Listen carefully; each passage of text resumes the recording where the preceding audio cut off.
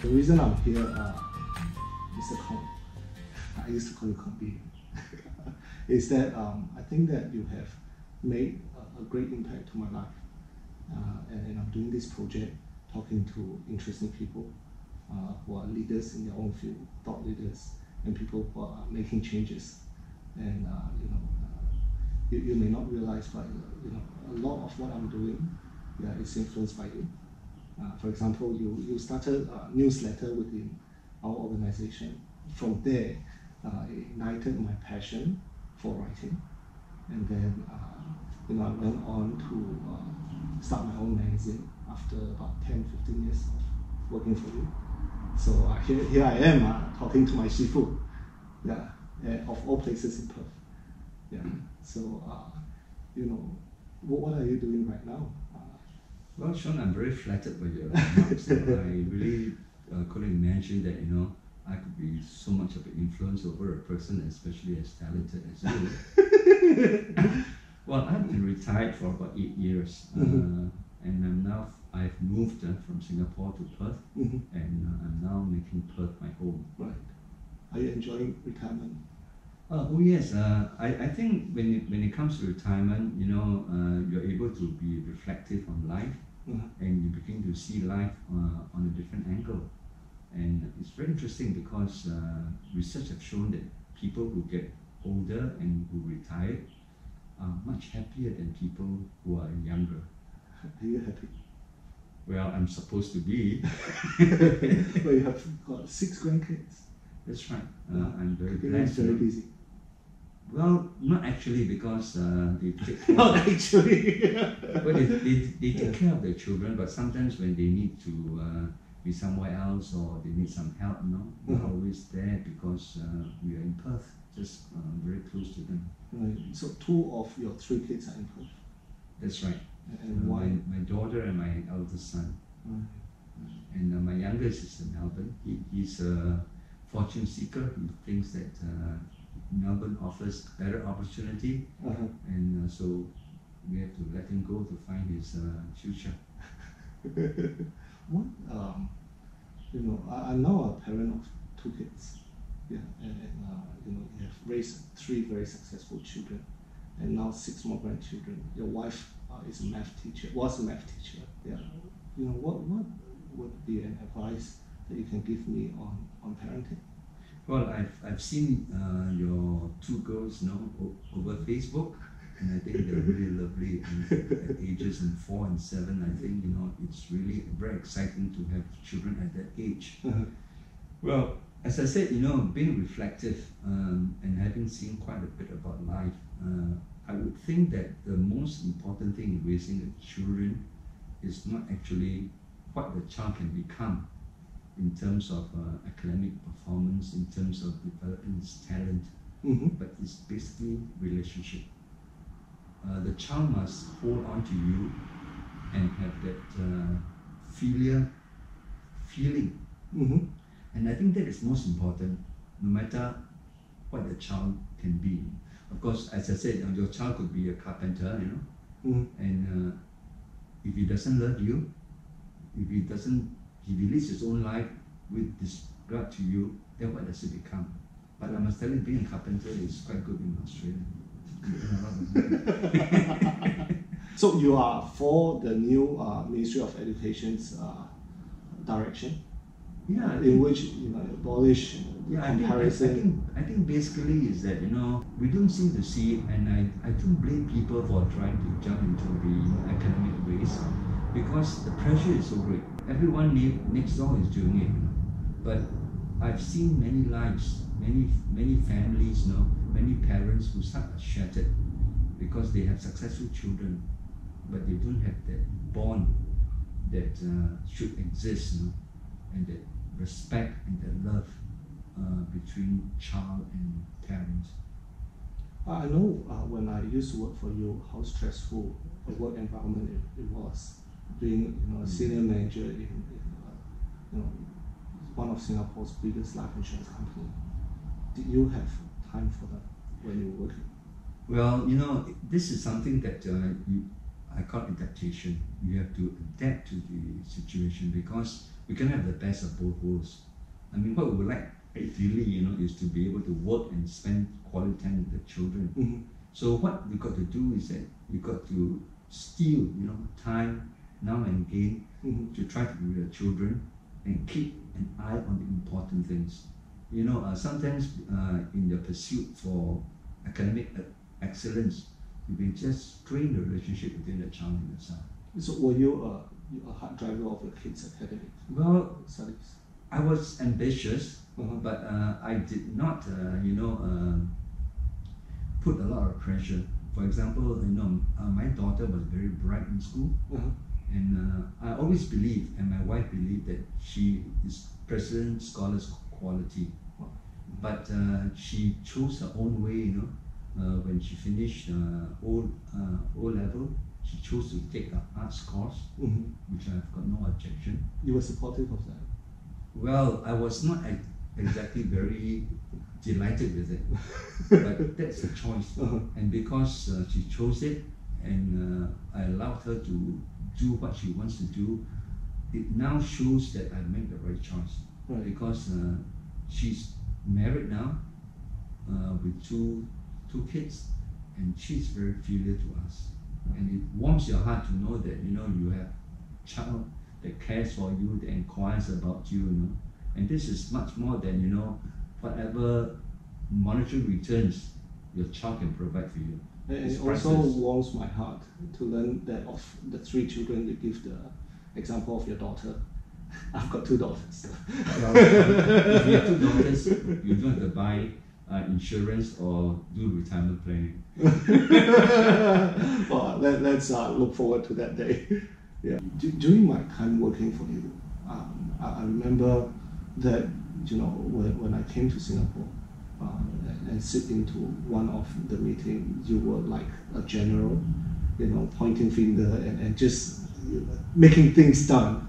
And I was dumbfounded, and I asked you a question. I say, how do you do all this? And you say it comes with the experience. Are you saying that's bad, or is that No. I was, you were one of the people that I look up to as a role model in how to motivate people. A lot of what I do later, a part in my life in leading people.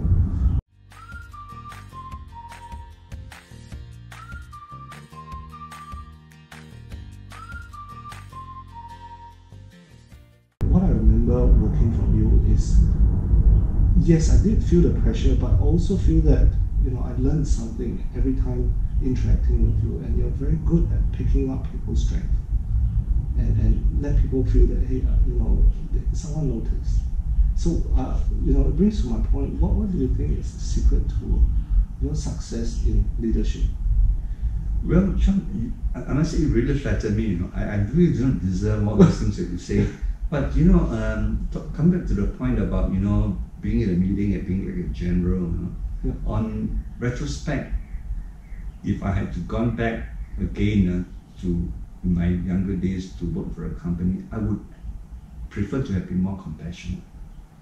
Because again, just like in life, human relations is very important. Right. And it's getting the job done, working for the company, protecting the interests of the company is important. Mm-hmm. But this mustn't undermine people's lives and people's relationship and people's aspiration. Right. I give you an example. I really don't think that I was a very good manager, but there was one staff I had, in the company. Until now, every year she sends me a birthday card. And every time she sends me a birthday card, she says, "You're the best boss that I have." And these are things that I wouldn't be priceless. surprised. They're priceless. I mean, you could be the top-notch, person in the company. You could win awards. Mm-hmm. But these are the kind of thing that say you've done a good job. But if you're too lenient, As I said, it's like It's a raising a double-edged child. sword. You got to play your years, play by the year, and depend on the experience. And experience is a very good teacher. Mm-hmm. So in terms of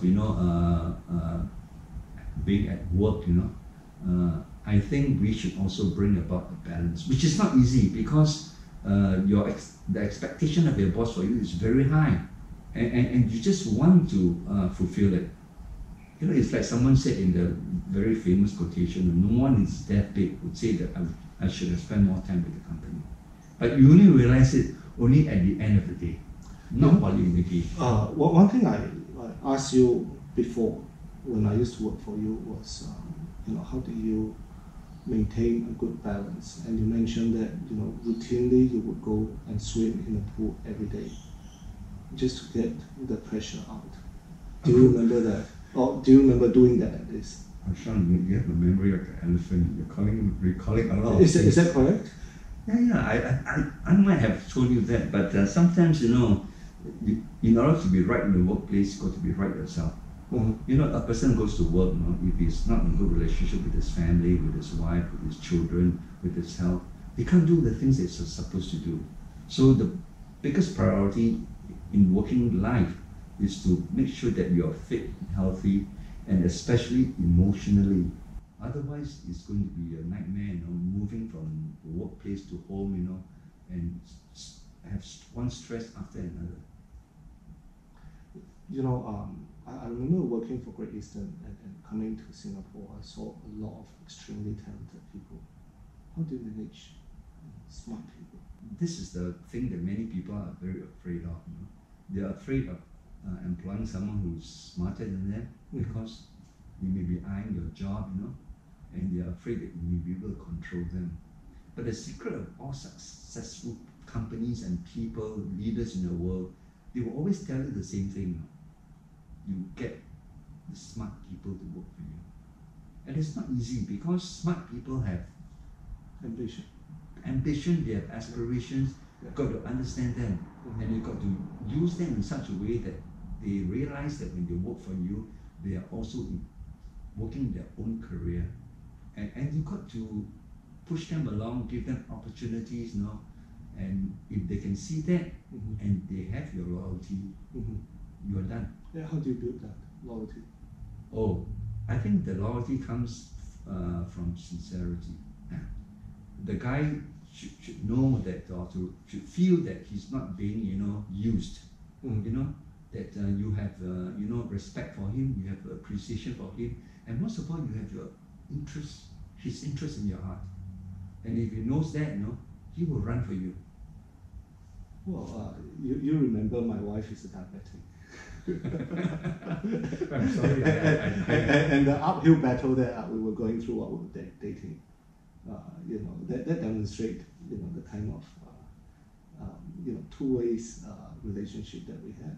Yeah, Shaun, I believe that many things that when many decisions you make, people are telling you are wrong, and they run you down, and you get so, you get so messed up that you say, sometimes you almost want to believe them. But if you have that, the courage to stick to your heart, and to do what you think is right, in the end, you're going to enjoy, happiness that's beyond your imagination. Many times we bow down to people, and the circumstances pull us down. But I see this something. In fact, I was very, very, amazed, when you told me about your two daughters, and I saw your wife, and you said, "Is this the same girl that you talked about, or did Shaun quit, and got another one?" And I was so glad that you told me it's the same girl. Of course, yeah. I'm very glad because it shows that you have that determination, to carry out what you think is in your heart, and to have the fortitude, and courage to weather it. And it's not easy, Shaun. Do you know why I'm here today? Why? As you were saying those words, I remember how I was inspired, and it all come back. That special ability, that charisma. Well, I think when you speak, the whole conviction. There's once I can't remember where. Maybe we came to Perth or whatever, right?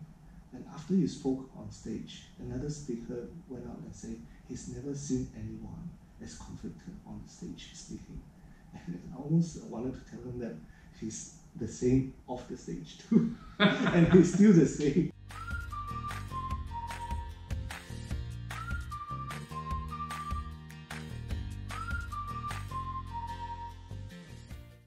You know, after what, 15 years? No, I worked for you 20 years ago at least. Yeah, yeah. You know, the world is a very different place. You know, for nothing else, right? In terms of marketing, today than it was Right. when I was working for you. What is your thoughts on, you know, on surviving or thriving as, you know, a top marketing person? You know, what is required of one to be and to do, you know, to excel in this career today? Well, I think I can use you as an example. When you tell me about you working on projects and not having a permanent job, you know, the first thing that comes to my mind is, you know, why don't you go and get a permanent job and then have a steady source of income and support the family like everybody does? But you say no. You want to do what you like to do, what you think you are, what you think you actually are created to do, and you're telling me about how you have to, you know, make these interviews on YouTube and get sponsorship. And you say, boy, that's a lot of work. But it is this persistence, you know, to want to do what you want to do and do it now. You know? Be stubborn. Yeah, it's amazing. So it's not about strategy. It's about strategy. Well, I think a lot will help you if you got the right strategy. Absolutely. But if your spirit is broken, you can't go anymore. Believing that you are right is very difficult, especially when people are against you. The conventional wisdom was saying, you know, this is not the way to do. But you realize that technology is changing, you know, the world is moving on to the web, you know, and you got to keep up with all these things, and you put your money on it. And I think that is very commendable. Right. So what advice would you have for me, you know, in trying to use, you know, Web 5.0 right now, you know, to craft out a successful career? I honestly don't think I can, give you very good advice on that, because I'm not very. You buy tickets online? Yeah. You go to Netflix? I do. I spend so much time on Netflix. Do you read on Kindle? Yeah, I do. Yeah, but the thing is that, you know, I think that's where the money is, you know. And if you always keep abreast on this, you know, I think the changes that will bring about, you know, will be just amazing, just incredible. Shall we fear the change? I don't think so. I think we should embrace it and hold on to it. And I think you're doing it, which is very good, you know. Only thing is that my only concern that's lurking on top of my head is that, you know, whatever you do, make sure you bring enough bread home for your family. Of course. Yeah. That's very important. Yeah. Well, it comes with, you know, having a very supportive system, whereby my wife doesn't question me too much on what I do. If I'm happy doing it, and of course, you know, she is extremely successful in her own right, in bringing in the bucks for herself. So it takes a lot of pressure off me. So yeah, that is, I think, you know, if I have any less empathetic wife, you know, I wouldn't be doing this. I would probably be doing whatever job that's necessary to bring in bucks. You know, you kind of remind me about the Christian ministry. You know, there are a lot of pastors whose wives are doctors, and so they become missionaries, supported by their wife. So, and that's because they have the passion to want to become a missionary. The world has changed so much. You headed, you know, a huge department in customer service. Did you know that I wrote a book called The Heart of Service? No. It was not. It was not printed, published, but you know, it's an ebook. Oh. So the heart of the thesis is what inspired the book was, you know, one time I went on to Singapore Airlines, and it seems like the Singapore girls are doing everything right, check all the boxes, but it feels that something is missing. You know? And you know, I went on to research, you know, what is that missing factor? And to my amazement, customer service has got nothing to do with professionalism, but heart. Yeah. So you can take all the box and you are like a parent. I would. My argument is, I'd rather have someone with all the flaws, but with the right heart in mind, trying to make it work for the customer. Right. Yeah. Technology has changed the landscape for business, for the way we deal with customers as well. What's your thought on being the best customer service company today? What's required? I would say that now face-to-face is not so important because you do a lot of transactions, over the net, so the thing is that how do you devise a system, whereby things are very easy to, you can transact something very easily.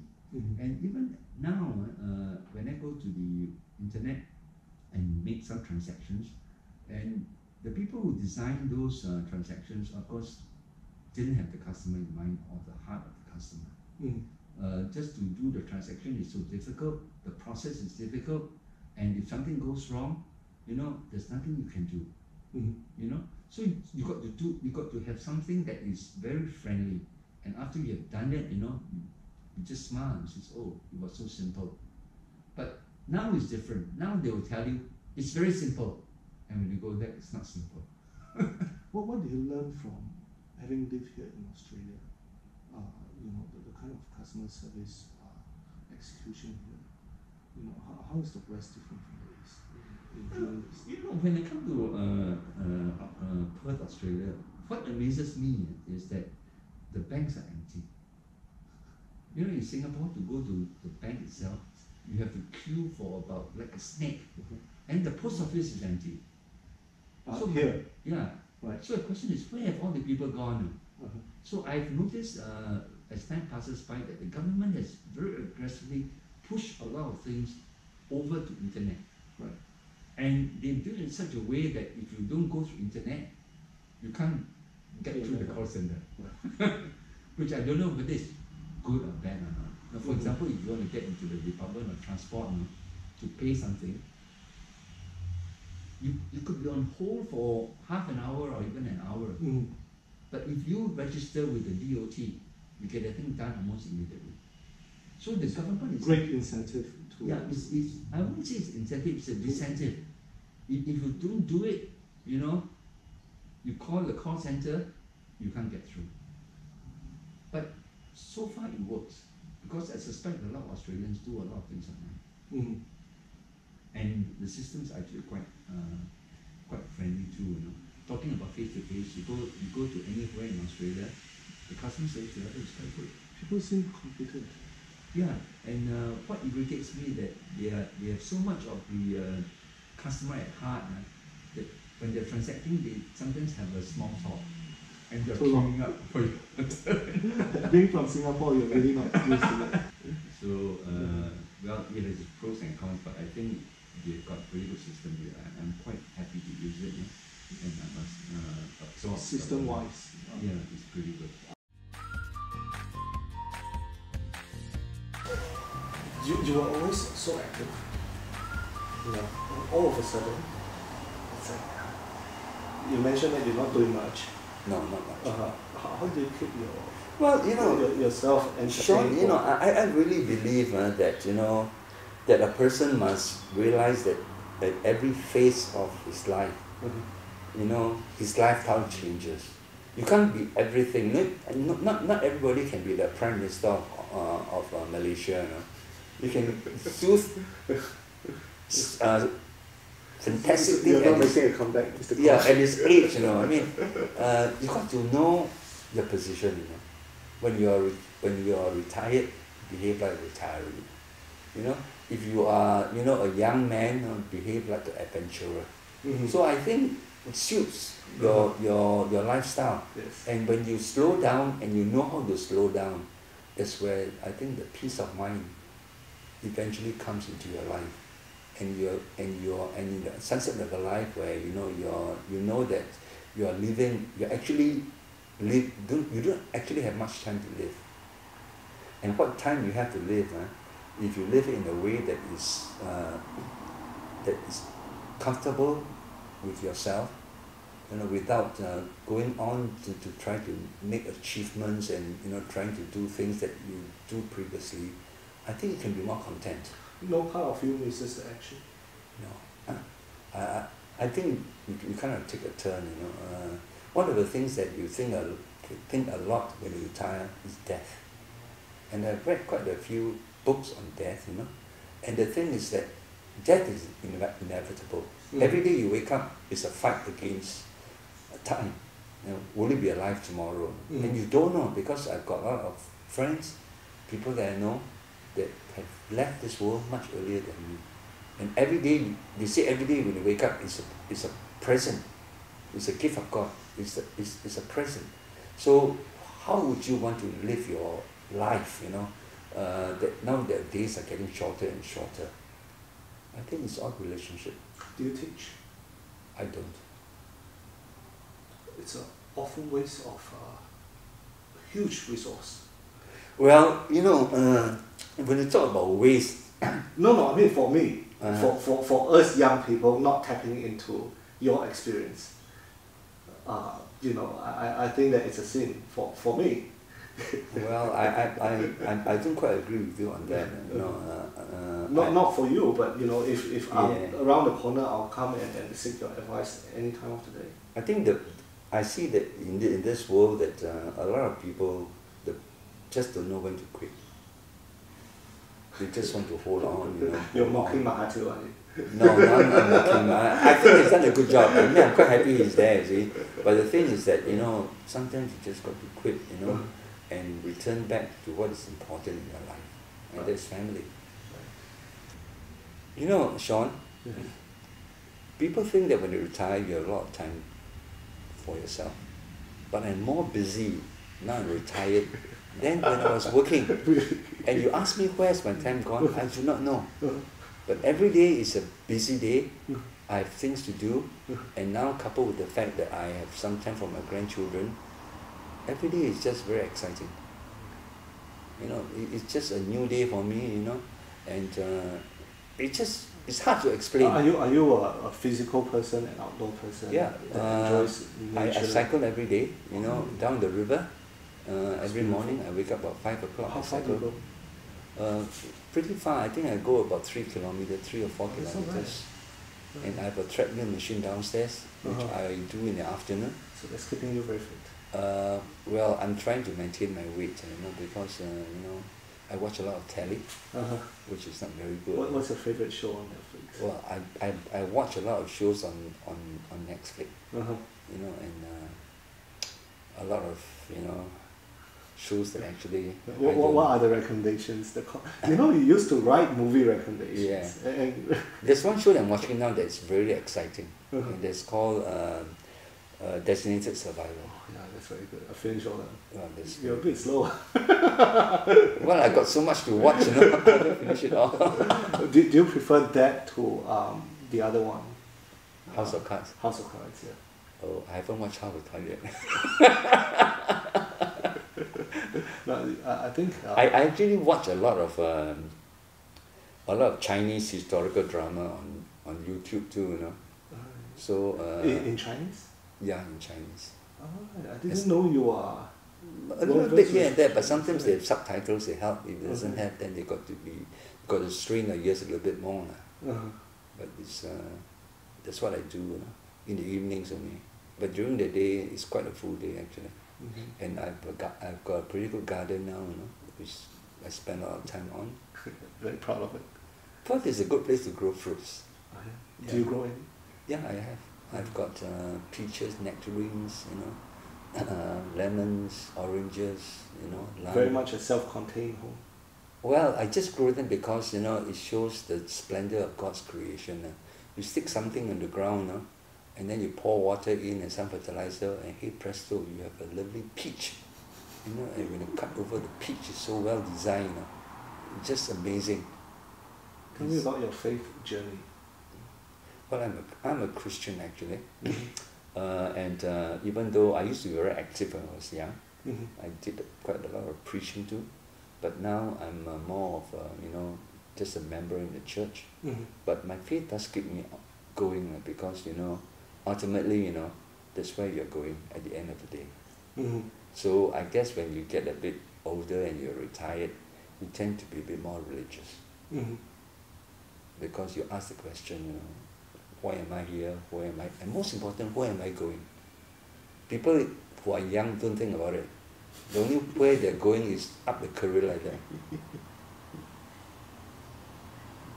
And you think about immortality too, Right. because you know that it's quite frightening. I don't know, for you it's different. You open the papers every day, you look at obituary. I was told that people who pass 60 years old always read the obituary, spotting to see whether there's someone they know. Mm-hmm. And you find people who pass on who are much younger than you. And you just, it's a bonus for you every day. And you treasure the day. Mm-hmm. And you treasure your friends, you treasure your family. So make a point to, do you have much friends here? Actually, the only friends we meet is actually in church. Which church you go to? I go to the Church of Christ here. Which one? And, I used to go to the one in Subi. Yeah, we go to the one in Subi. Right now? Yeah. Really? Yeah. How long have you been going there? Oh, ever since we're here in Australia. And you've been here About 8 years. 8 years. Right. So you came about the time I left. Yeah, that's right. That's about that.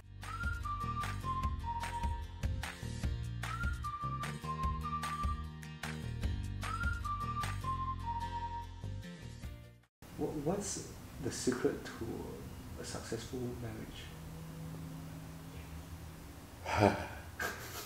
I think that's a $1 million question. I think if you ask me now, if you ask me,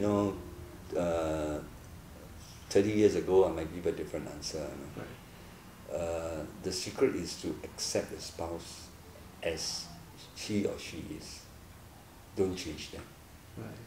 If your spouse is irritating, you've got just to accept the fact that the person is grouchy. Don't fight it, don't change it, don't comment on it. Just accept it. And peaceful coexistence is the best way. Because you can't change a person after, especially if a spouse is around my age. Mm-hmm. So just accept him. Right. He's going to have bad habits, he's going to spill the food, but just accept him or her. So would you still find spark at 70? I think so. I think a lot depends upon the initiative of both parties. I think love is not so much, external beauty, having the energy, to engage in activities, Love is appreciating the person as she is.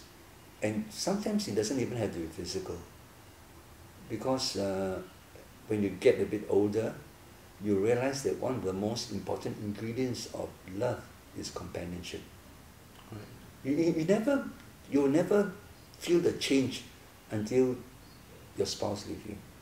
And you'll see a big gap in your life. Because now you just take for granted that she or he is always there. But when it's gone, your whole life will change. Because something that's been an integral part of you has gone. And sometimes in sadness, because you didn't appreciate that part that was around, when it was around. So it's a very very difficult question to answer, but I think peaceful coexistence is very important. I don't know whether you agree with this, Shaun. No, it's just that coming from if I was back in 18, if I was 18-year-old today, hearing that, it's probably the most boring answer that I can ever hear. I think so. But then there's so much wisdom in that. You've experienced life. And Well, then, after all this, if you're you there, come up with this conclusion. if you're there, it's quite difficult. Isn't that beautiful? Yeah, it's beautiful actually.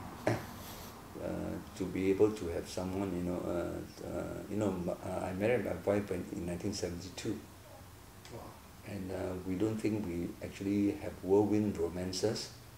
But I think the fact that my wife bore me 3 children and brought them up, in the right way, and the fact that she accepts me as I am, sometimes she doesn't, okay, but it's all right, because the bigger picture is more important, which is having her around, caring for you. And sometimes I think we also need to, be a bit vocal about it. Were you expressive? Or are you expressive? I think I'm not as expressive, but I think many people think that our action will tell our intentions, but not true. Sometimes you just got to say it. that coming from an Asian 70-year-old man, I think it's something quite surprising. Yeah. Thank you so much for your precious time. Not at all, Shaun. May I end by saying that I'm really impressed in what you're doing now, and I hope that you just have this never die attitude, keep on pushing, realize your dream, and I think this will bring you happiness. Thank you. I think a big part of my later development in my career, successful or non-successful. Well, the successful part is, I learned very good basics from my insurance day. And when kids come up to me and say, hey, I don't have a job, I would say, go and sell insurance or go into the insurance industry. You learn fundamentals about work and about life. It's taught me perseverance. It's taught me people skill. For nothing else, these 2 things will carry you a long way. Wouldn't you agree? Yeah, absolutely.